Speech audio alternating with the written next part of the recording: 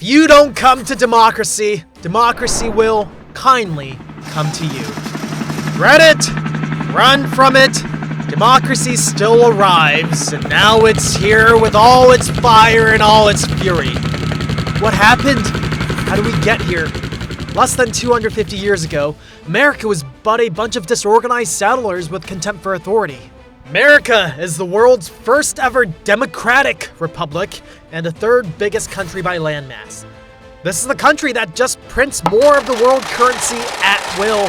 This is the country that has a global military presence. This is the country that has the overwhelmingly strongest economy by far. Hell, just one of its 50 states alone is in the top 10. This is a country that fought the threat of Germany and Japan and flossed over their comatose bodies. This is a country with the biggest military budget in the world, bigger than number 2 to number 10 combined. 377 Nobel laureates, and you betcha it's the most in the world. This is a country that invented the telephone, the television, the computer, and the internet.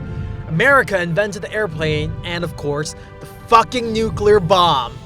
This is the country that put the first man on the moon. All this for one country, the United States of America. The mightiest country to have ever existed. The most merciful country to have ever existed. How did America become so fucking overpowered? Let's set sail for America, the unfairly blessed country.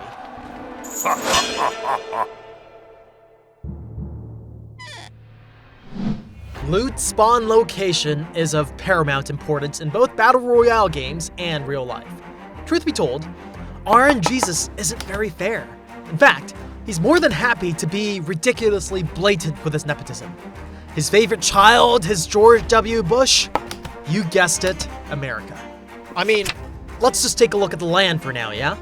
Most of America is in the perfect sweet spot for humans to live in, the middle latitudes which aren't too hot and aren't too cold. The Great Plains, stretching from the east to the Midwest, yield more food than the big chungus Americans can possibly eat. America is literally overflowing with food and have to export the excess away. America grows corn on a landmass bigger than the entirety of Japan, and Midwesterners have to deal with the crisis of too much fucking corn almost every year. Canada, a neighboring country with a comparable landmass, wasn't quite so lucky. They spawned a bit too high north, and the vast majority of their territory is hopelessly frozen and pretty useless, if truth be told. What about Russia? The biggest country in the world? Well, they're even more fucked, aren't they? Surely Australia, the country that owns an entire continent, can compare? Nope, the land's pretty cursed with a desert climate besides for some coastal exceptions.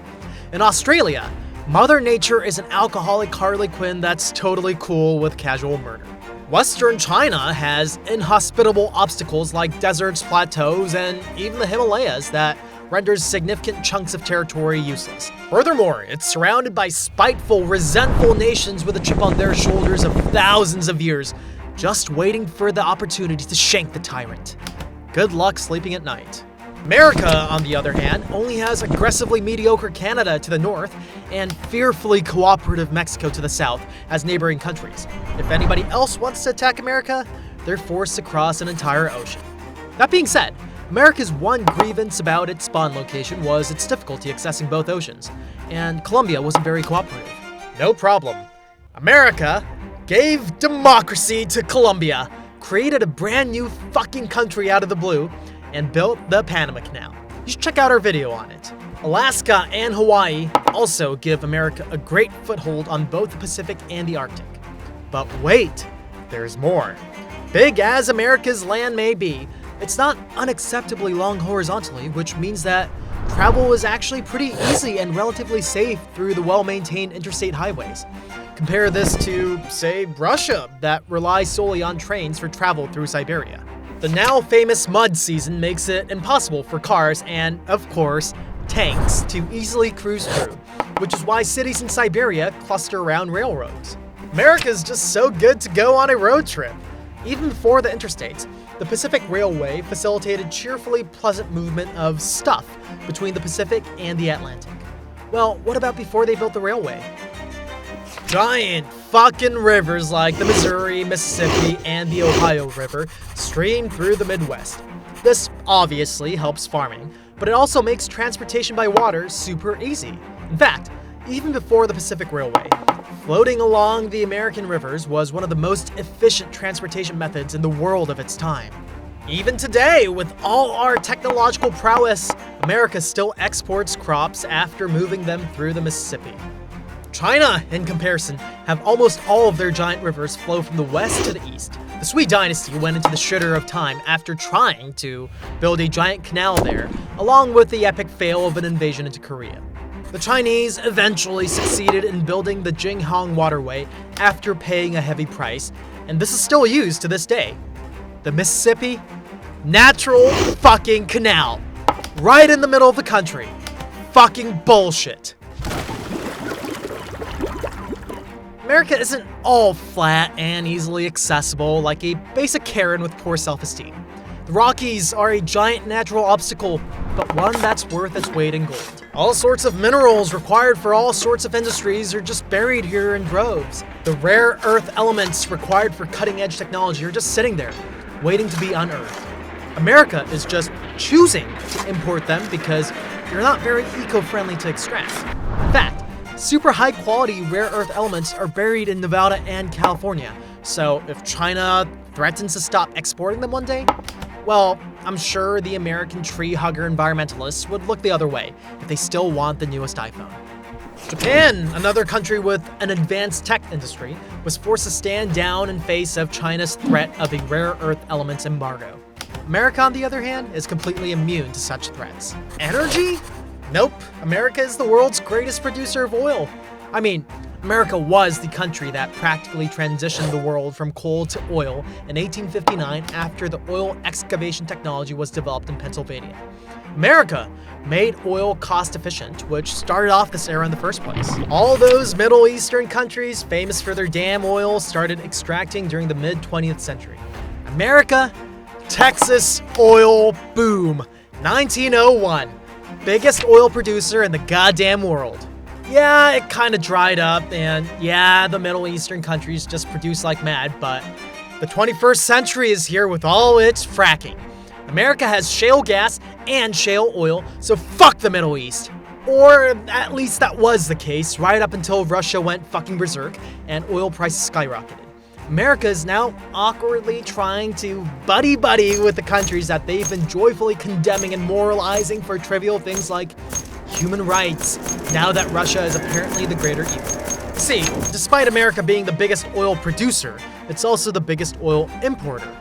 Most of the big oil countries have excess oil after consumption that they export, but not America. This begs the question, what the hell were the Native Americans doing with this unbelievably blessed land? I mean, we're talking about the cradle that spawned the strongest empire the world has ever seen. The Native Americans didn't invade Europe, but instead got invaded and eventually pushed into reservations. While I'm sure there are a lot of reasons along with some good old-fashioned luck involved, their Americas being long vertically instead of horizontally plays a big role here. I told you earlier that being reasonably short horizontally is a big benefit for America. Well, that's not very true if you have to start all the way from the Stone Age. You see, trading horizontally is a hell of a lot easier than trading vertically. If two civilizations are in a similar latitude, sufficiently determined traders can cross mountains and deserts to make money because the climate is reasonably similar. If you look at Eurasia and North Africa, homeland of the big four civilizations, they're all very long horizontally. Their middle latitudes extend across a large landmass, which made it easy for plants like grain and wheat to be farmed everywhere. These crops were then traded and spread throughout various civilizations. The same goes for livestock. In Eurasia, useful animals like cows, horses, pigs, chicken, and sheep just spawn naturally.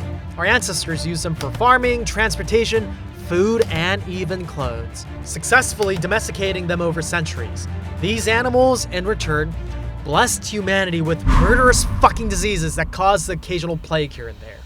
Those of us that survived got natural immunities against these diseases throughout the generations. America is short horizontally and long vertically, yeah? Comparatively speaking, their middle latitudes, which is the best place for civilizations to develop, are very limited. In the north, you have vast areas of permafrost, which only allows hunter-gatherers to survive. The landmass keeps shriveling up as you travel south, and it's basically an isthmus by the time you reach Central America. South America is filled with tropical jungles and alpines, and you have to go all the way to modern-day Argentina to find the pleasant middle latitudes again. But look at it! It's just tiny and pointy! The region where modern-day USA settled, the North American middle latitudes, is the best and largest land to settle in. RNGesus takes his pound of flesh here and spawns civilizations in the narrow Central American jungle regions and the South American alpines. After all, useful civilization building crops like corn and the I guess it's better than nothing transportation animals like alpacas and llamas were spawned here. Land was perfect in the middle latitudes, but there was just nothing to develop it with. This is where the gap gets irreversibly big. Eurasia and North Africa have all sorts of civilizations that only needs to invent one useful thing for everybody nearby to benefit. Egypt invented writing, which was then spread everywhere. China invented paper, again, spread everywhere. If one civilization invented something world-changing, everybody around them eventually got their worlds changed with it too. To be fair, this wasn't typically done in a particularly pleasant manner, because war and domination was the usual method of assimilation. But, you know, kids got a rough and tumble play instead of this every child is special, participation prize bullshit. While civilization building was a collective effort for the folks across the ocean, the Americas had to figure it all out by themselves. There was no giant neighboring civilization to copy on. Yes, northern Central America had the Aztec civilization, and the Andes had the Incas, each blooming gorgeous civilizations in their own right, but they're separated vertically by a fucking nightmare of a jungle. Hell, they didn't even know of each other's existence until the Europeans came and colonized them. While they did have primitive metallurgy sufficient to craft copper, they couldn't adapt it for practical purposes like weapons or farming tools. They were practically stuck in the Stone Age, using pointy rocks like obsidian for farming and warfare. They didn't have animals to mass domesticate, and thus no immunity against the millennia of diseases accumulated in Eurasia and Northern Africa. When the Europeans came, the Native Americans just dropped dead like flies to these mutated, foreign diseases. North America was in a deep slumber, its RNGesus blessed land left unused because, alas, he forgot to include a starter pack. Metallurgy, gunpowder weapons, livestock like horses, and of course, lethal diseases were brought in from the advanced Europeans across the ocean. The natives, being rendered useless by diseases, were replaced by slaves from Africa. America just became inevitable. Mesopotamia, the Chinese Huabei, and North Africa, the old world's faithful primary sources of food, were running out of juice by the time the Age of Discovery started around the 15th century. Parasitic humans sucking the life out of them for millennia made them into the soulless deserts we can see today. North America, on the other hand, was fresh, uncorrupted by humans, and fully charged. You could haphazardly throw some seeds on the fertile American soil, and they'd grow to be the best damn specimens you've ever seen. The European settlers completely made themselves at home in the Americas and transplanted the old world civilization right into this fresh young body. Modern-day USA was in the largest middle latitudes and patiently collected infinity stones under British colonization. Because there was no nation to compete with after independence, America easily manifested destiny all the way to the Pacific. Maintaining and accessing the Pacific coast or the Midwestern plains all the way from Europe was more hassle than it was worth, so America took land like Louisiana and Alaska off their hands for dirt cheap without spilling a drop of blood. Mexico? Well, America just chose to beat the fuck out of Mexico and take territory by force because it could. What about South America? They all gained independence at more or less the same time and had to establish a pecking order. In contrast, America started off in the east and the west was pretty much devoid of any meaningful civilization. They had their house in order. Yeah, I guess there was that blip in history where a bunch of states wanted to secede, but it was mostly smooth sailing since then, without any serious talk of that rebellion nonsense. Like it or not, America is such a blatantly overpowered country with a long reach. To be fair, America's rise to glory can't all be attributed to the reasons we described above. Hell, we could milk this topic for 3 videos, but I ran out of spicy memes, and thus we mainly focused on geography. What country would you like us to review next? Let us know in the comments below.